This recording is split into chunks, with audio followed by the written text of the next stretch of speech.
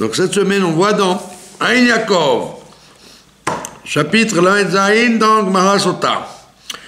Vayetzav Paro lechol amo lemor. Donc on a vu, première Xéra, il a fait une Xéra au départ de tuer les enfants juifs. C'est parce qu'ils disent. Donc on a vu qu'ils en sont bien sortis puisque ils étaient camouflés sous la terre, ils ont été éduqués par des, comment on dit ça, des malachim qui venaient leur apporter le miel et le, d'accord, et le oui, c'est les pierres qui sortaient du miel et du lait, je crois. Et donc ils ont été éduqués en cachette. Ils ont été éduqués en cachette, en clandestinité.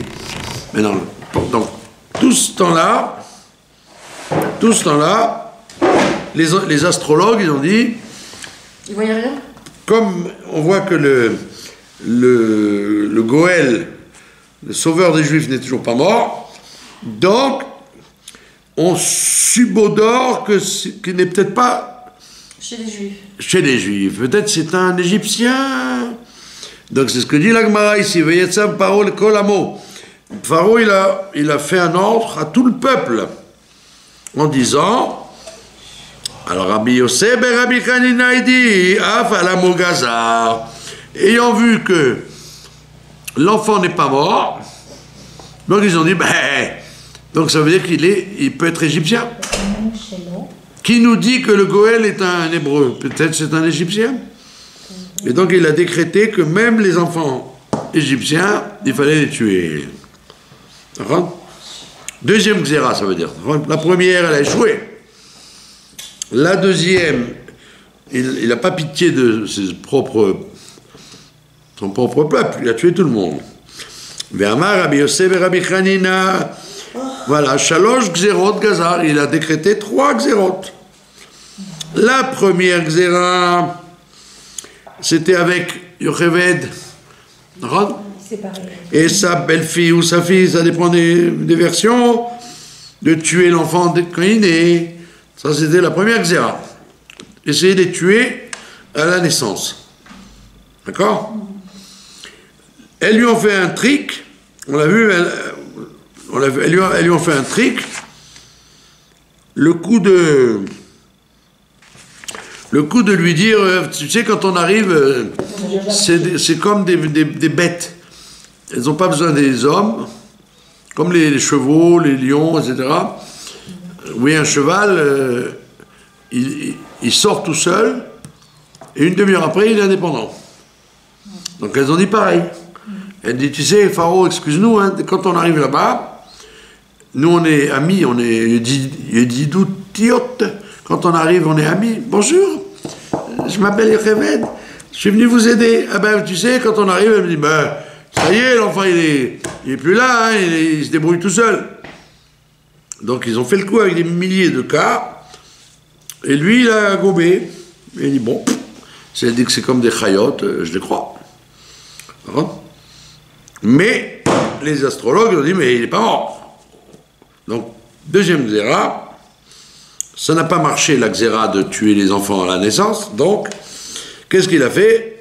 Alors il a jeté, il a dit, le fleuve, deuxième xéra, c'était dans le fleuve, c'est-à-dire, j'ai plus besoin de vous, mesdames, les sages-femmes hébreux, j'ai plus besoin de vous.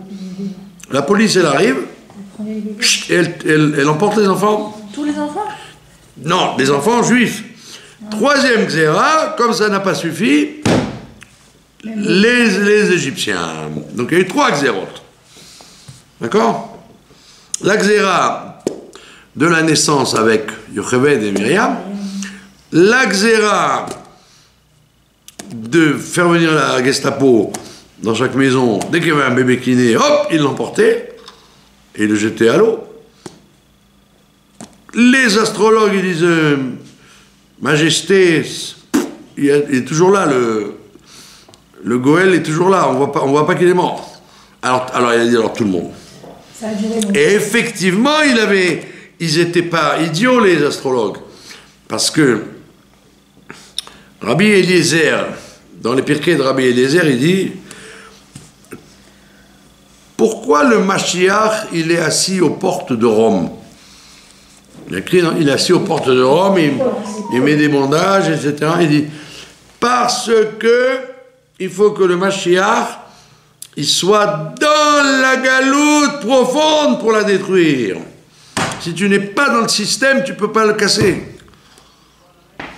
Donc, comme Moshe Rabbeinu, pour pouvoir détruire l'Égypte, il a fallu qu'il vive chez le pharaon pendant 40 ans, dans son système.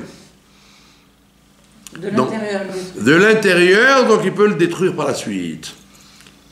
S'il ne connaît pas le combattant, comment on dit ça, s'il ne connaît pas l'ennemi, il ne peut pas le combattre.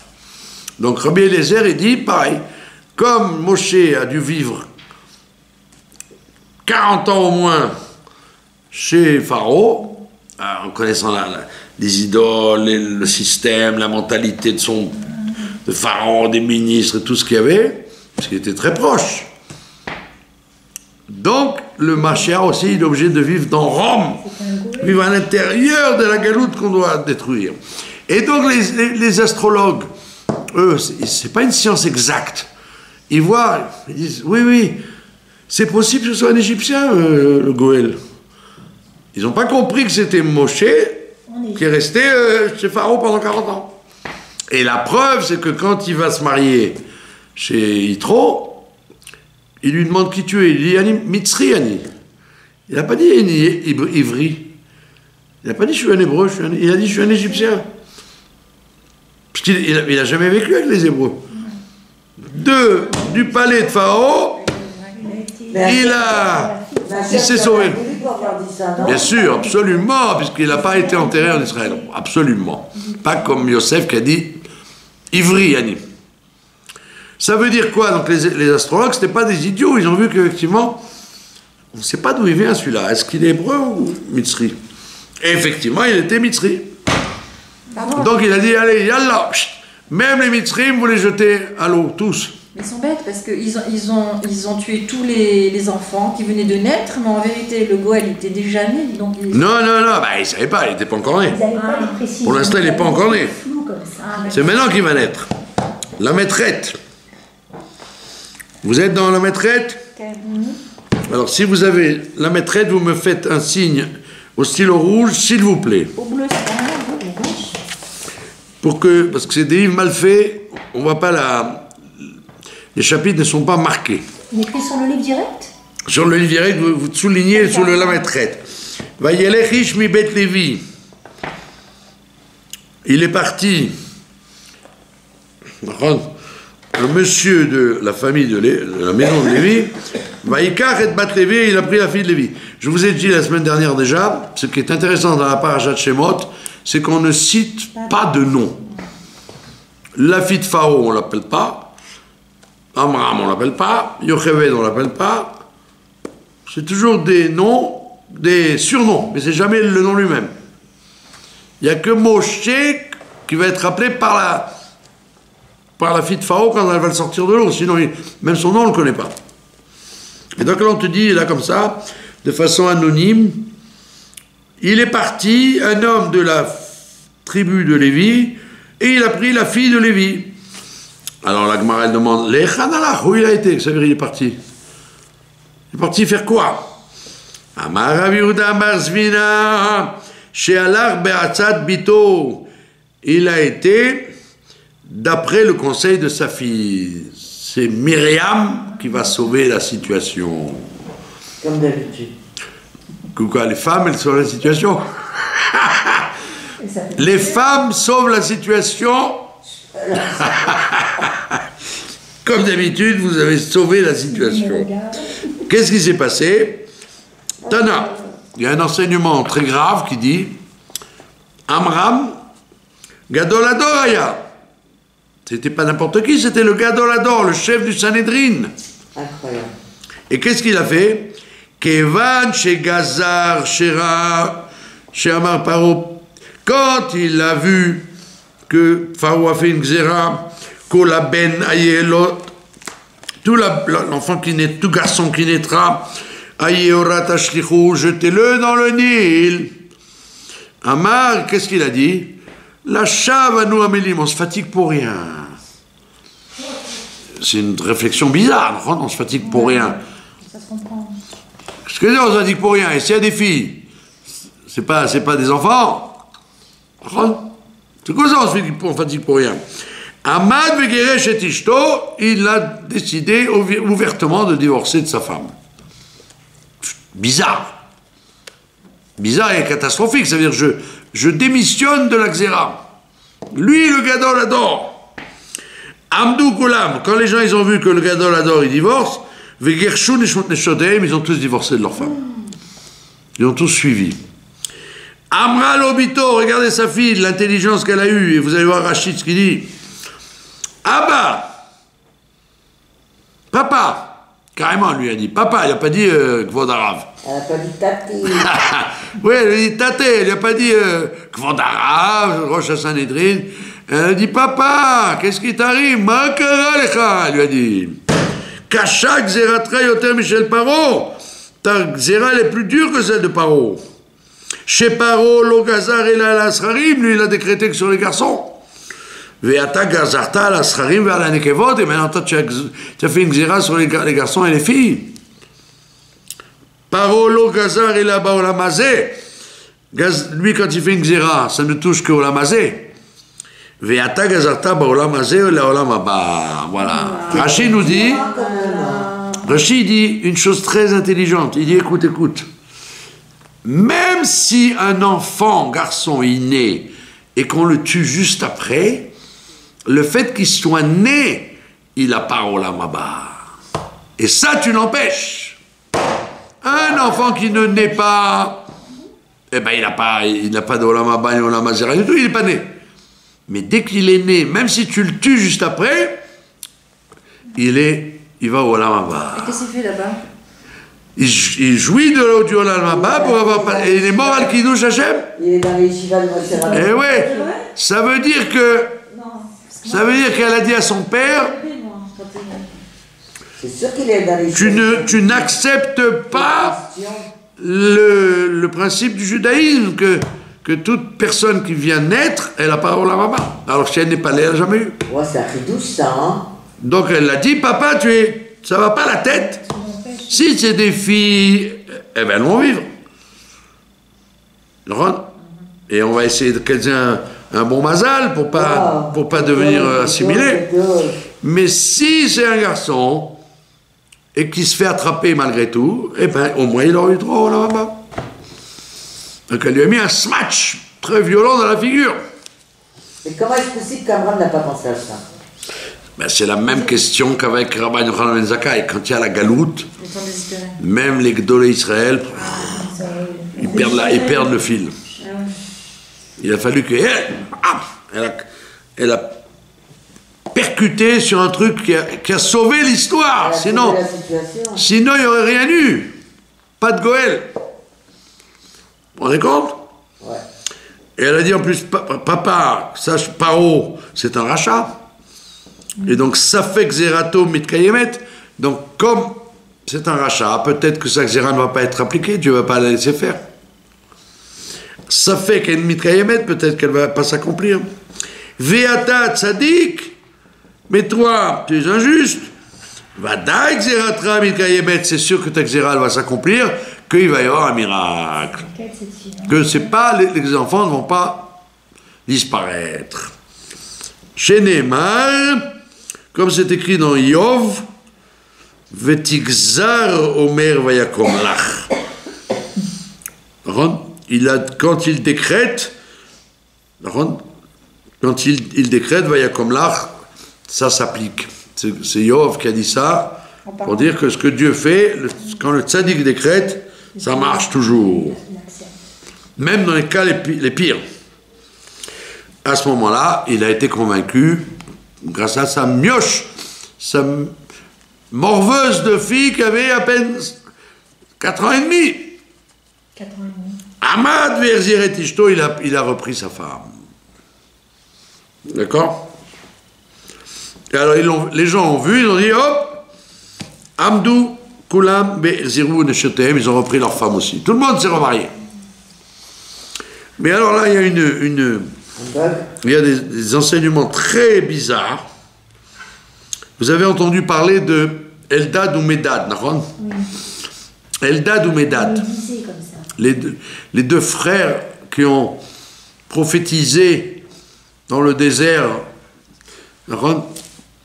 quand ils ont choisi les 70 membres, il y avait deux petits papiers où il n'y avait rien écrit, et donc c'était eux.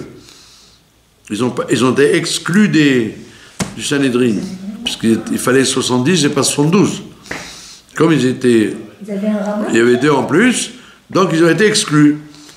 Mais pourtant, juste après, ils prophétisent. Eldad ou Medad, Mitnabim Bamachane, ils disent Moshe ne va pas rentrer en Israël, c'est Yoshua qui le conduit.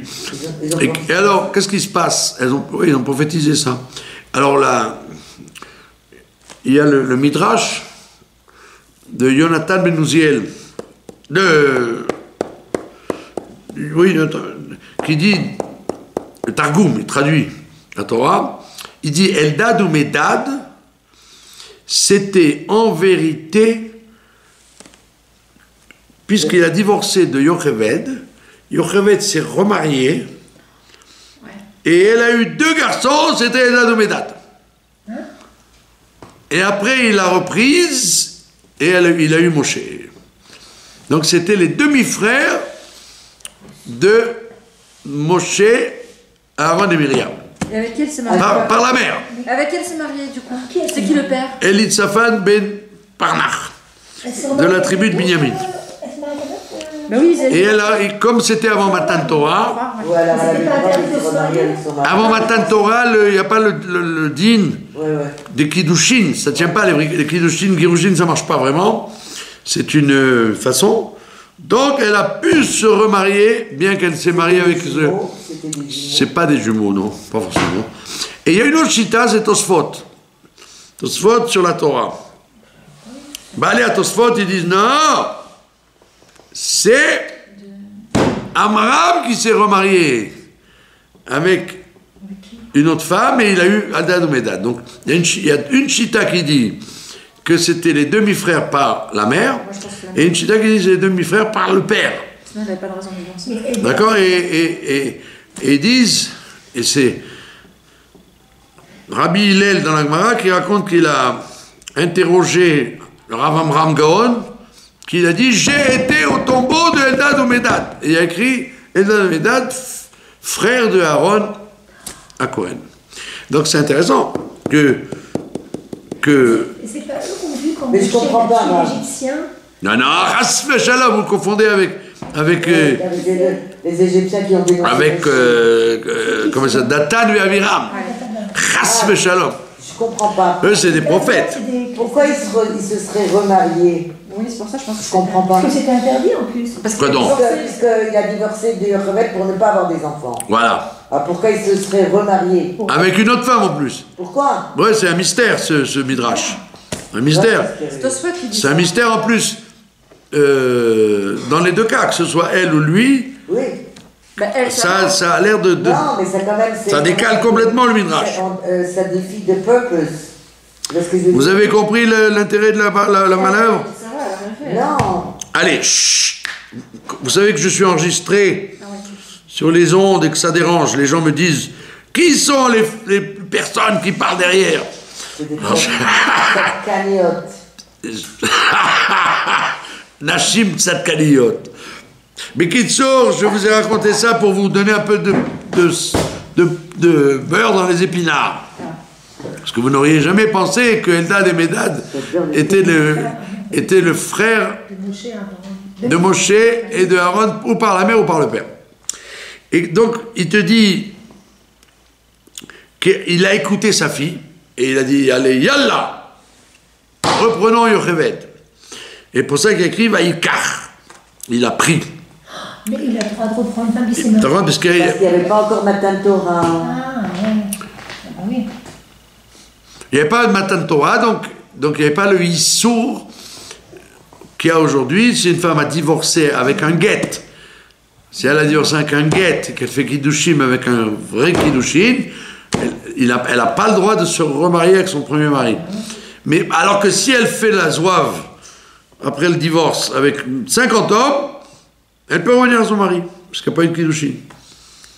Donc si elle fait la zouavette, elle a le droit. Si elle a été propre et impeccable de se marier, divorcer, elle n'a pas le droit.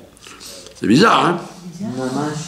Alors, mais avant Matan Torah, c'était pas vraiment un mariage, c'était pas vraiment un divorce. Donc elle a pu le faire. Et c'est pour ça qu'il dit Vaïkar. La Gemara elle dit Vaïharzir, il aurait dû dire il a repris sa femme, pas il a prise. Vaïkar, c'est une expression de mariage. De mariage avec cérémonie et tout. Alors quand on reprend ça divorcé, on ne fait pas une cérémonie, on fait ça en catimini. Discrètement. Ah bah oui, discrètement, on ne va pas refaire un oulam avec 500 personnes. Ni on fait rien du tout, quoi. C'est une mitzvah discrète que les gens y font. Aujourd'hui, ça marche pas trop d'ailleurs. Hein. Tous les gens qui reprennent leur divorcé, ça marche pas. Mais officiellement, ça pourrait être faisable. Et la Gemara dit donc Vaïkar. Pourquoi il y a écrit Vaïkar? Amar Rav Yehuda bar Zvina chez Asalo Maasek Nikuchin. Il a refait un vrai mariage. C'est-à-dire au Shiva Bapirion, il l'a mis sur une chaise avec des fleurs et une robe blanche, et avec des gens qui portent la kala. Ve'Aaron ou Myriam merakdim lifnechem, et Aaron et Myriam ils dansaient devant eux. Il a fait un grand tekes exprès. Pourquoi?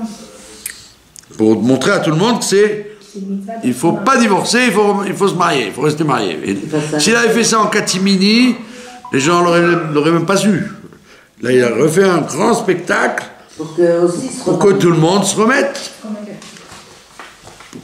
Où Malaché Acharet et les anges disaient ma banim semecha, la mère des enfants est joyeuse. Et elle avait 130 ans, hein. Quel âge? 130. Et Bat Levi, on l'appelle Bat Levi. Efshar Bat Levi, Mat Umeash Lesha, Shloshim Shana Aïta. C'est possible qu'une femme de 130 ans, tu l'appelles la jeune fille Bat Levi. On ne dit pas comme ça. Une femme, quand elle a dépassé 40, 50 ans, on ne dit pas mademoiselle. Vous allez bien, mademoiselle? Non, on dit madame, même si elle a 40, 50 ans, on ne va pas lui dire mademoiselle. Alors tu dis bat. Tu dis ça pour les filles de séminaire, à 18 ans, tu dis banote, rentrez dans les rangs. Donc c'est quoi ce terme de bat? Alors il dit parce qu'Amar Rabbi Achama bar Chanina Zo Yocheved. Il dit c'est Yocheved chez Orata Baderech. Elle a été conçue sur la route quand ils sont descendus en Égypte. Veledata ben Achomot, elle est née entre les murailles, entre les deux frontières, la frontière cananéenne et la frontière égyptienne.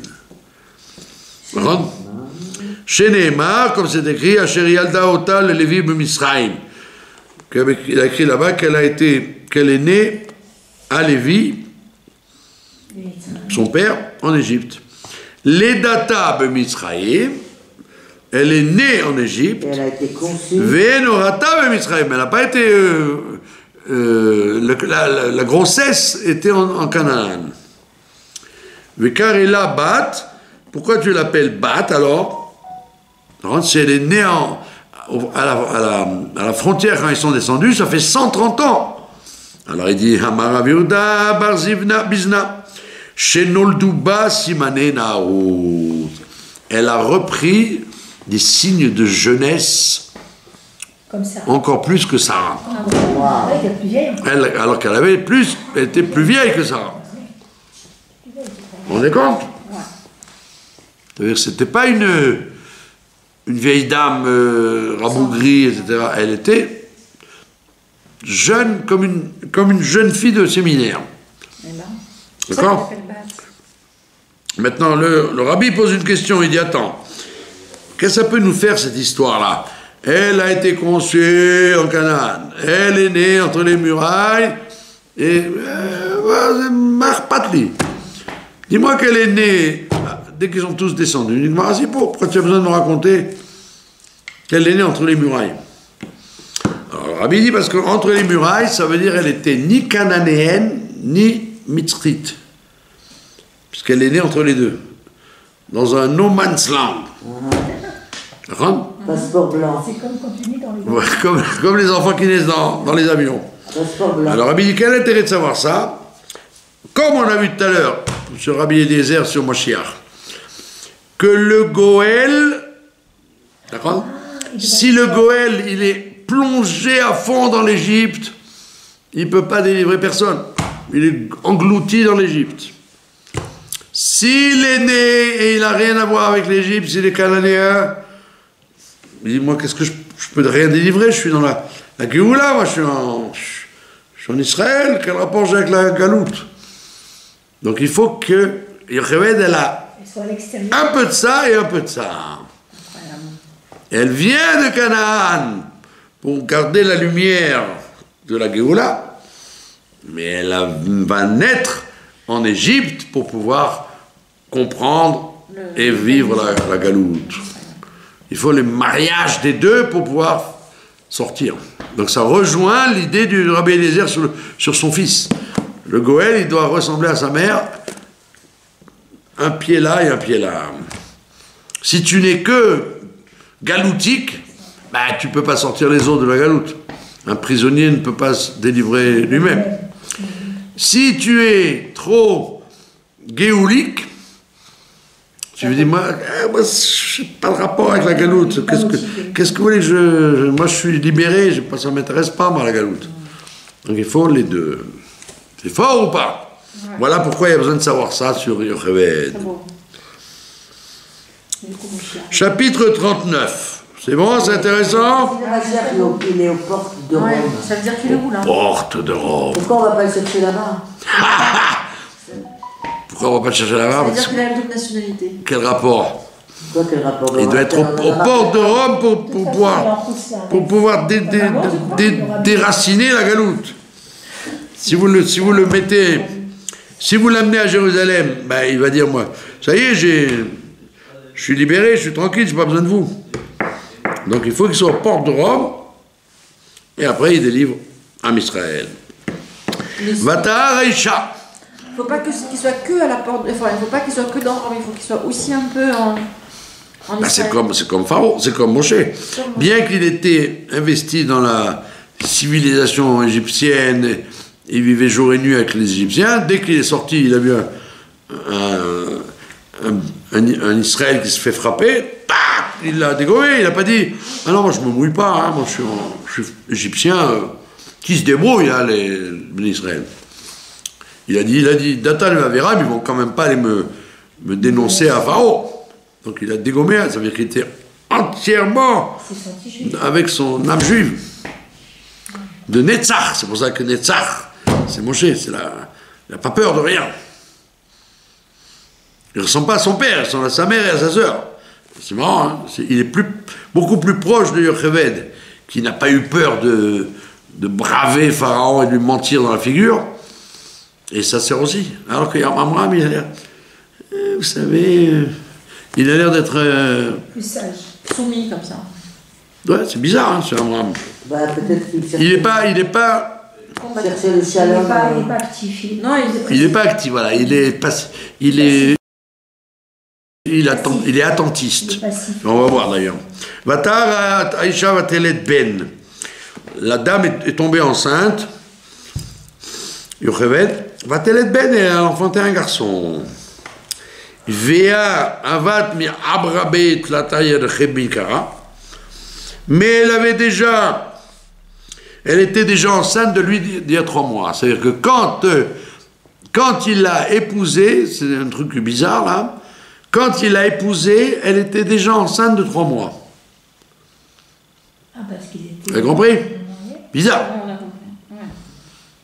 Enceinte de 3 mois, Et qu'est-ce qui se passe? Donc, Amar Rav Yehuda bar Zvina, Makish le data le orata. On relie sa naissance à sa grossesse. Ma orata shelo betzahar, comme sa grossesse était sans souffrance, bien qu'elle avait 130 ans, Af le data shelo betzahar, elle a enfanté sans aucune souffrance. Mikan, de là on apprend.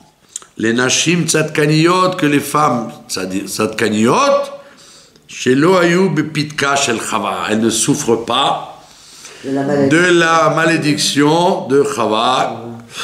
Sans épidural, elles peuvent enfanter comme rien. Moi je connais des femmes, il y en a, il me dit, ma belle-sœur, j'ai dit, qu'est-ce qu'elle a ta belle-sœur? Il me fait,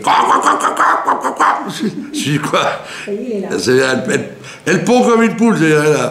Elle a des enfants, elle rentre à l'hôpital à minuit et demi, elle sort avec le bébé dans les bras. Et... Non, mais il y a des femmes, elles ont 7, 8, 9, 10, 11, 12 enfants, comme ça. Bon, évidemment, comme on sait très bien que un chat à Gilgoulim, il dit que les tzadkaniot, des fois oui, des fois non, on ne sait jamais. Tu peux avoir une femme tzadékette et qui a des problèmes d'accouchement, ça ne veut rien dire. D'accord. Mais théoriquement, une femme tzadékette, elle devrait enfanter comme une lettre à la poste. Voilà. C'est ce qui s'est passé avec Yocheved. Vatereoto kitovru. Et elle a vu qu'il était bon. Tania, la Braïta nous dit, vous êtes avec moi? Bon. La Braïta nous dit, Rabbi Meir Omer, tu sais qu'est-ce que ça veut dire Tov?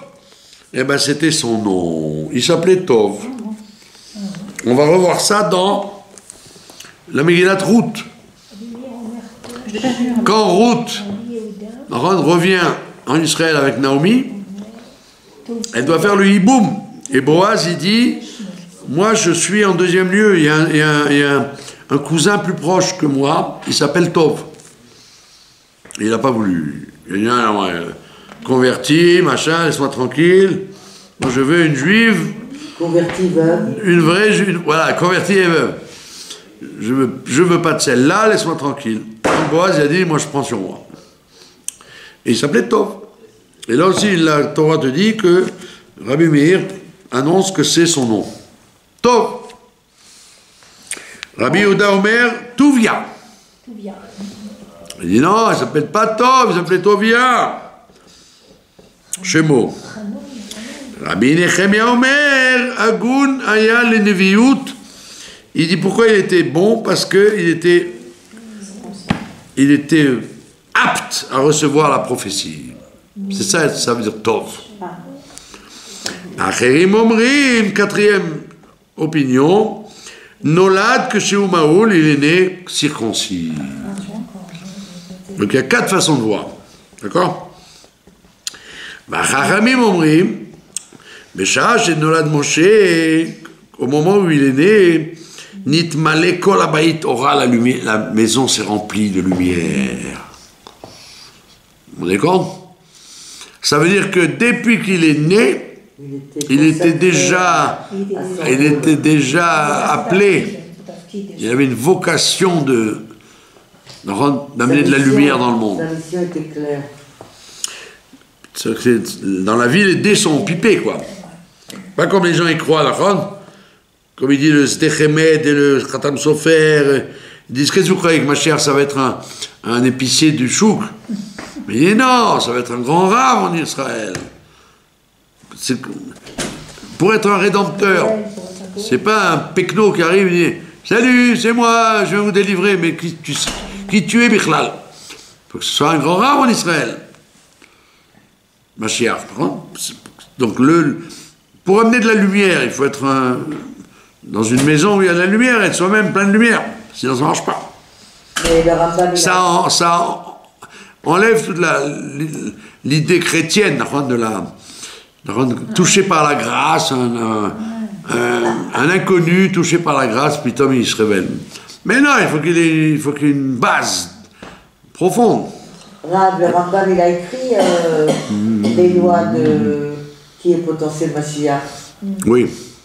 D'accord, mais il y avait toute une mythologie dans l'esprit juif, que ça pouvait être n'importe qui, n'importe quand, n'importe comment. Mais non, il faut que ce soit quelqu'un un grand Rav en Israël, ça n'existe pas c'est comme Shaoul ou David Ameller, c'était des grands personnages pour être choisis comme roi. On n'a pas pris un Pékin. Donc il te dit, voilà, là quand il est né, il y avait de la lumière dans la maison, donc c'était prédisposé à ça. Ktivacha, il a écrit, Vatereoto Kitovhu, il a écrit qu'elle a vu qu'il était bon. Urtivata, mais il a écrit plus tard, Vayar Elokim et Aor Kitov. Il a écrit dans la Torah que Dieu a vu que la lumière était bonne. Oui, voilà, donc ça veut dire la lumière, c'est pour ça que c'est une allusion que Moshe Rabbeinu, quand il va redonner la Torah au monde, on va récupérer la lumière qu'on a perdue après la création du monde avec la faute d'Adam Arishon. Amen. C'est le travail de récupérer la lumière. C'est pas qu'on invente quelque chose de nouveau. On a réparé Adam Arishon. La Gemara continue en nous disant, tu sais quoi ce qui s'est passé? Vatitzpeneu shlosha yerachim. Elle l'a caché 3 mois. Pourquoi 3 mois? Comme on l'a expliqué. D'accord? Il est né à 7 mois. Parce que la Gestapo égyptienne, elle calculait les dates, elle disait, tiens, mariage, telle date, donc dans 9 mois à peu près, on se pointe. Et en plus, malheureusement, il y avait des capots. Il y avait des gens qui venaient dire, vous savez,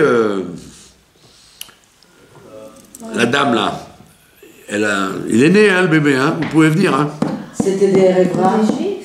Mais oui, il y avait la méchanceté entre nous. C'était des Hébreux. Non, quel Hébreux, ça pouvait être des voisins, des frères et des sœurs. Il y a beaucoup de gens qui s'enrichissaient de la galoute, qui étaient proches, qui faisaient de l'argent. Les 80% qui n'ont pas voulu sortir, c'est pas les Hébreux, c'est à four. C'est des Bnei Abraham, Yitzhak et Yaakov qui ont dit, mais nous, on est bien ici. On fait du beurre, on fait de l'argent, que tu nous casses les pieds avec ton programme là, de partir dans le désert. Donc, ils avaient très peur de ça. Parce que les contrôles policiers, ça ne suffit pas. Tu ne peux pas vérifier boule que juste 9 mois après, l'enfant est né. Ça peut jouer plusieurs mois, plusieurs années. Donc comment ils savaient? Parce qu'il y avait des gens qui venaient leur dire. D'accord? Donc elle a dit, elle l'a caché 3 mois, les 3 mois qu'elle avait eu. D'accord? Pendant 3 mois, elle était tranquille alors. Voilà. Pendant 3 mois, elle pouvait le cacher, l'allaiter, lui faire tout ce qu'il faut. De là, Manu Mitzrim, parce que les Égyptiens ne calculaient, et là, Mishash, Deadra, que du temps où il a récupéré sa femme. Vei Ava, mais Abrabet, la taille comme on a dit, elle était déjà enceinte depuis 3 mois. D'après la Chita qui dit que il a eu que 9 mois. Il est né normal à 9 mois. Velo yachla ot atsefino, elle n'a pas pu le cacher davantage. D'accord? La Gemara demande Ve'amai, pourquoi elle ne pouvait pas le cacher davantage? Titzpene vetezil, elle a qu'à continuer à le cacher. D'accord? Enfermé dans une chambre, qu'on n'entende pas les cris, le bébé, ça peut marcher. Et là, kol echad sham'i mitzrae, parce qu'il dit chaque fois que les Égyptiens ils entendaient que Meyal de Mityaïd Yenouka, qu'il y avait un bébé qui naissait, et ça se savait dans le quartier qu'il y avait un bébé qui venait de naître, parce que tu entendais les you et la grand-mère qui amenait des gâteaux, et la tante qui amenait la confiture, et donc qu'est-ce qui se passe là? Il y a eu une naissance. Donc les Égyptiens, ils étaient au courant. Donc ils venaient voir le bébé, qui est Ril de l'Ishma, les Kaloyou, et ils entendaient les voix. Donc ils entendaient les voix. le bébé qui pleure. D'accord? Et il dit comment, qu'est-ce qu'il faisait? Ils étaient rusés, Rachid te dit, ils étaient malins. Ils prenaient un bébé avec eux, prenaient un bébé avec eux, et ils le faisaient rentrer dans la maison qu'ils soupçonnaient qu'il y a un bébé. Alors les gens disaient non, non, il n'y a personne, non, il n'y a rien, non. Ils frappaient le bébé, et le bébé commence à hurler, et donc l'autre hurle aussi. Un bébé, vous avez jamais vu ça dans les maternités? C'est impressionnant. Vous rentrez dans le... Il y a 40 bébés l'un à côté de l'autre, dès qu'il y en a un qui commence à hurler, ça se transmet à toute la truc. Il entend hurler, il fait comme lui. Donc ils amenaient un bébé, ils le frappaient, il commençait à hurler, et donc ils réveillaient l'autre bébé. Ils disaient, voilà, il y a un bébé là-dedans. Vous vous rendez compte cette crapulerie? Vous avez compris? Et c'est pour ça qu'il y a écrit dans le Shir HaShirim,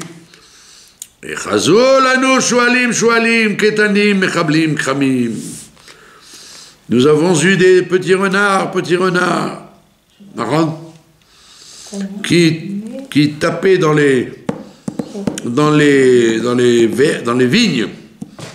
Vous connaissez la fable de La Fontaine, le renard et les raisins. Il a chopé ça de Rabbi Meir, que les renards, ils adorent le raisin. Ouais. Ils volent les raisins, et donc ça ressemble à... Donc c'est comme ça, les enfants qui criaient, ils se sabotaient les uns et les autres, là, choualim, choualim. Voilà. Vatikarlo tevat gomé.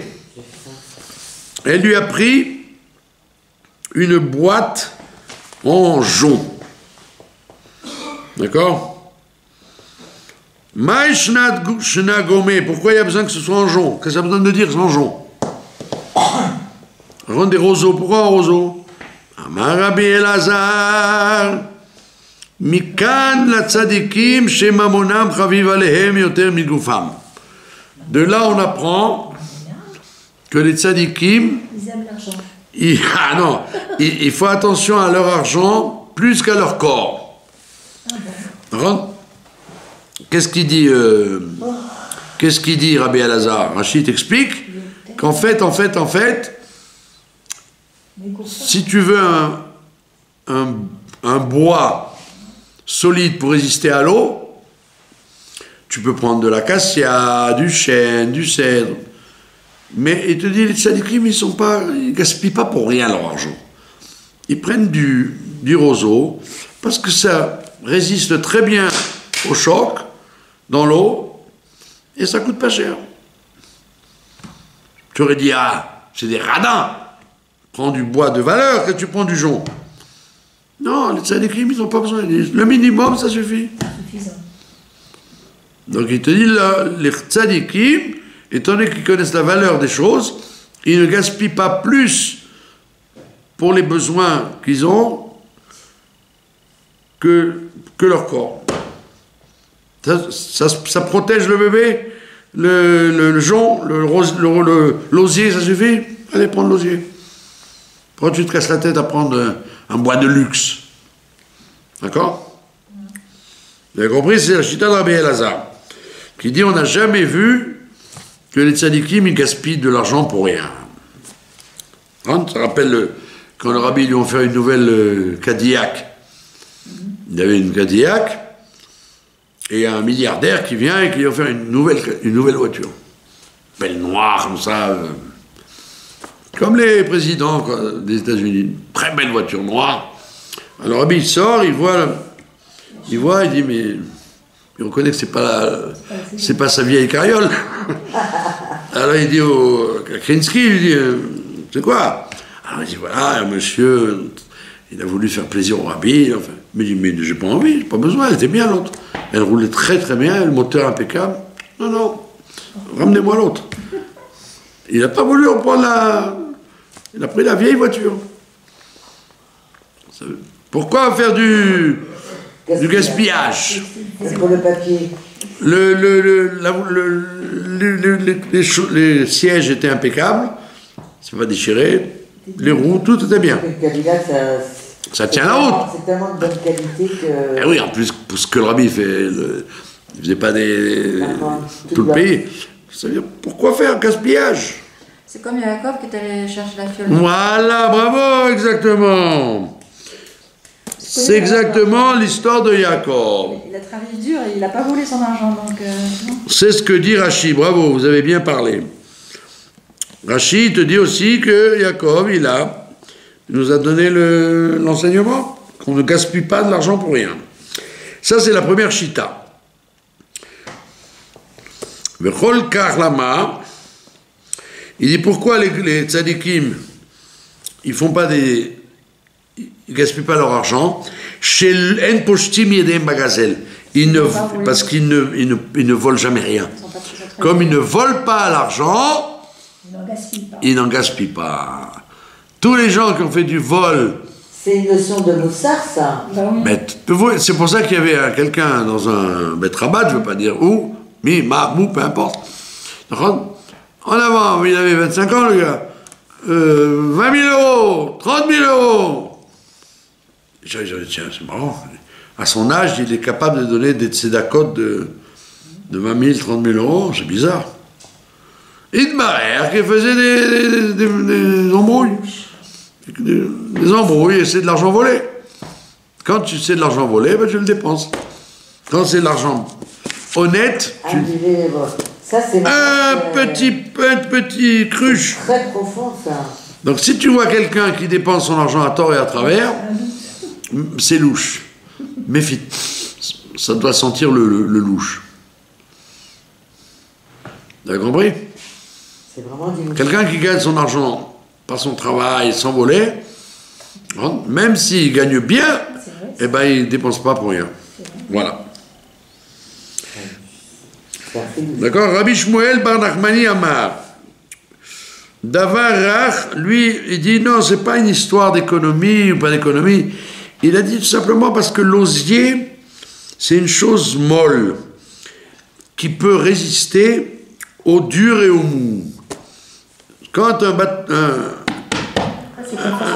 osier va frapper un bateau ou un rocher, etc., il ne va rien lui arriver. Il va rebondir. Alors que si tu prends comme le Titanic c'était du métal hyper dur, etc., ils sont rentrés dans un iceberg, ils ont coulé. Il n'y avait pas de souplesse pour résister au choc. Donc il dit voilà, c'était technique. Elle a dit, les eaux du Nil, c'est pas des eaux fulgurantes, c'est pas le Niagara, c'est pas le Mississippi. Donc au pire, il peut avoir des coups contre les pierres, il résistera. Vous avez compris?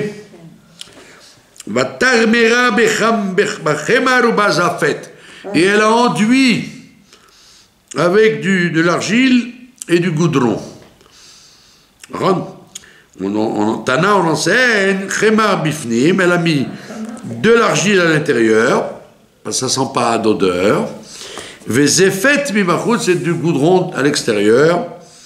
C'est connu pourquoi? Pour pas que ce saint homme respire la mauvaise odeur du goudron. Alors que dans Noach, quand il a fait l'arche, ben il a mis du goudron dedans et dehors, pas seulement dehors. Parce qu'il fallait, contre les déluges, il valait mieux rendre imperméable le bateau, et donc ça sentait fort dans le bateau. C'est marrant parce qu'il parle de Yosef Hatzadik aussi. Il a changé la caravane. Où il y avait pour qu'il y ait des bonnes odeurs. Voilà. Ouais. Voilà. Maintenant, le Harizal, il dit effectivement que Moshe, c'est le Gilgoul de Noach. Donc pendant 120 ans qu'il a construit l'arche, il a construit l'arche pendant 120 ans. Donc il a fallu aussi qu'il rentre dans une arche. Mais la différence, c'est que l'arche de Noach, elle était pas confortable du tout. Alors que l'arche de Moshe, oui. Et il a fallu qu'il répare les 120 ans où Noach a échoué. Il n'a pas réussi à convaincre une personne. Donc il a fallu qu'il revienne pour récupérer les 600 000 Neshamot. Un bébé dedans. Ouais. C'est pour ça qu'il est revenu. C'est Noach, Moshe. D'accord? Donc c'est la même, ils ont les mêmes événements, chacun, l'un et l'autre. Vatasem ba et ayelet, elle y a mis le bébé. Vatasem basouf, elle a mis sur les roseaux, al sfat ayor, sur le bord du canal. Le Yor, c'est pas le Nilus. Nilus, c'est le fleuve lui-même, mais perpendiculairement au Nilus, il y avait des canaux humains pour irriguer les champs. Ouais. Ils mettaient Donc, dans chaque ville, dans chaque région, il y avait des canaux qui rentraient dans les villes. D'accord? Rabbi Elazar Omer Yamsouf. Il y en a qui disent pas du tout. C'était carrément. Elle était très loin, elle a mis sur la mer Rouge. Elle n'a pas mis à côté de la maison, sur le Sfat ailleurs, sur le bord d'un affluent. Elle l'a mis dans la mer Rouge, très loin, elle l'a mis. Lui, il va très loin, ça veut dire. Il y en a qui disent, non, Rabbi Shmuel Bar Nachmani, il dit, Agam. Il dit non, c'était un Agam, c'était un lac, bravo, un lac. Un lac où il y avait des roseaux tout autour. Qui dirtiv, Kanes, Vasouf, Kamelou. D'accord?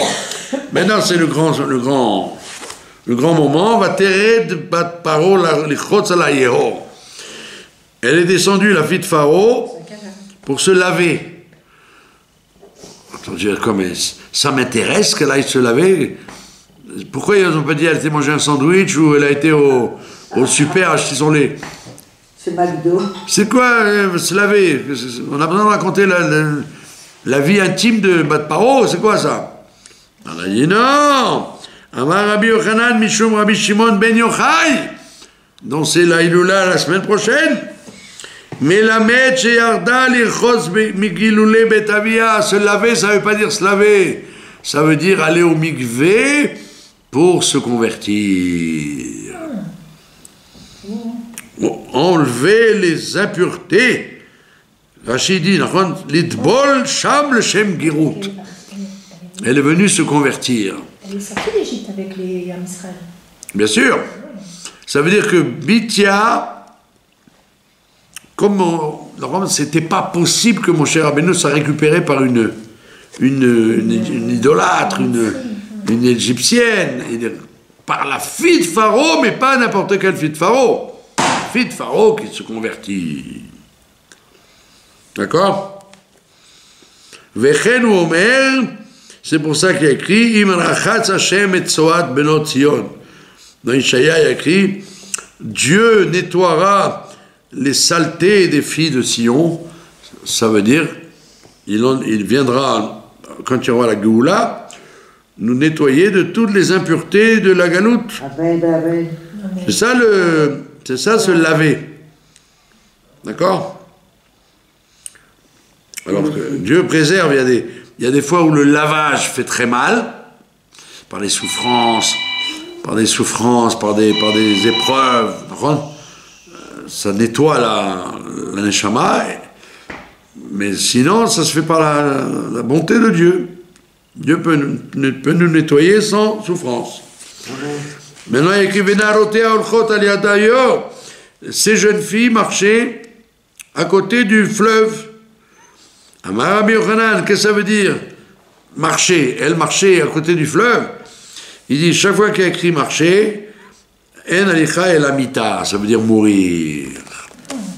Elles sont mortes. Vechen ou omer, ine anochi, comme il a dit Esav, et voici que je m'en vais mourir. Je m'en vais mourir. Partir, ça veut dire mourir. Donc Esav, il a dit, qu'est-ce que j'en ai à faire, moi, tes histoires de droit d'aînesse, ça ne m'intéresse pas. Je vais mourir un jour. Donc, j'ai pas envie de m'occuper de ces trucs-là. Donc, on voit que marcher, ça veut dire mourir.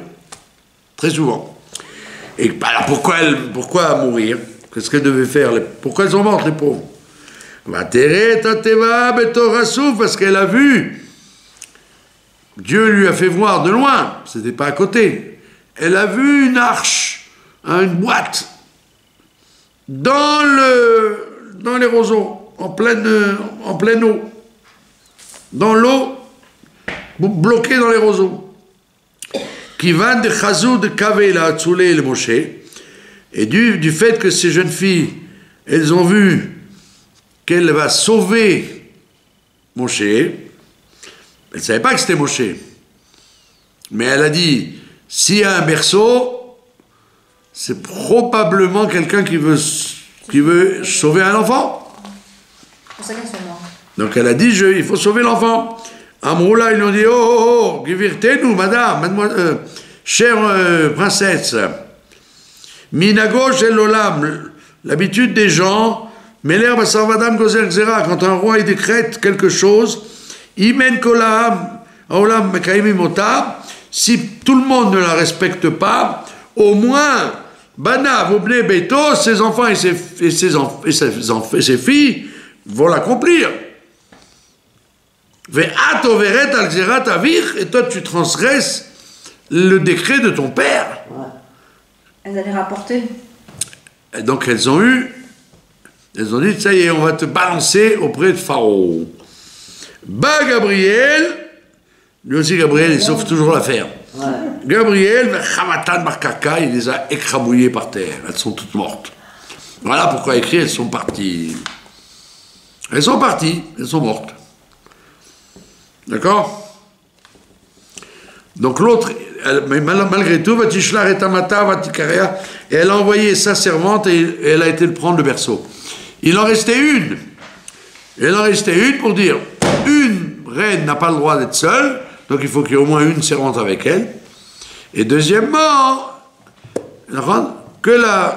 comme c'était loin, il fallait nager, il fallait faire un effort, donc on a laissé une servante pour récupérer le berceau. D'accord? Ouais. C'est joli? Ouais, c'est très bon. Je terminerai, bien qu'on ne puisse pas lire toute la suite. Il y a une version qui dit Amata. Amata, ça veut dire soit deux choses.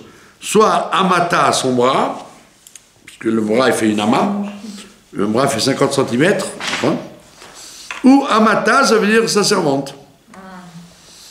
Alors le Rav de Brisk qui dit, si tu me dis la servante, je comprends, il a envoyé la servante à 50 mètres, je comprends, mais si tu me dis son bras, comment on va le dire? Comment tu me dire que son bras, il a fait 50 mètres son bras? C'est allongé. Alors le Brisk Rouv il dit, non, le bras il faisait 50 cm comme tout le monde, seulement elle a fait ça, et Dieu il a allongé son bras pour qu'elle aille chercher le berceau. Elle a fait Ishtadlout. Moi, je peux pas. C'est trop loin. Mais au moins, je fais semblant. Je fais comme ça. Et Dieu il te fait le travail. Donc, quand il y a une mission, quand c'est dans la vie, ne dis pas, je peux pas, j'ai que pas beaucoup d'argent pour commencer, j'ai pas les moyens, j'ai pas la force, là. Commence, fais un petit effort. Même qui n'a rien à voir avec la réalité, mais Dieu il va te rallonger le bras pour que tu puisses compléter. Merci de votre attention.